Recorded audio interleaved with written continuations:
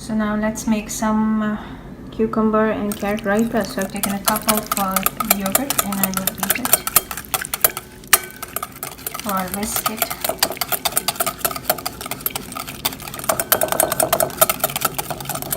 I'm not going to add any water or milk because the carrot and the cucumber are going to release some water in it.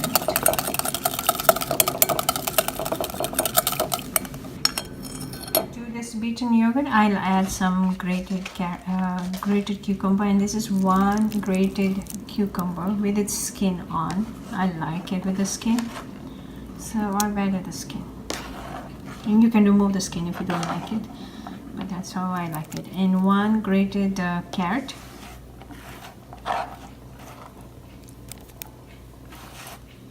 I'll also add like about a tablespoon of cilantro. It's finely chopped. And half a green chili that's finely chopped. I've also added a teaspoon of, about half a teaspoon of salt, and I'll check if I need to up the salt. The salt has to be to your taste. I'm going to give everything a good mix.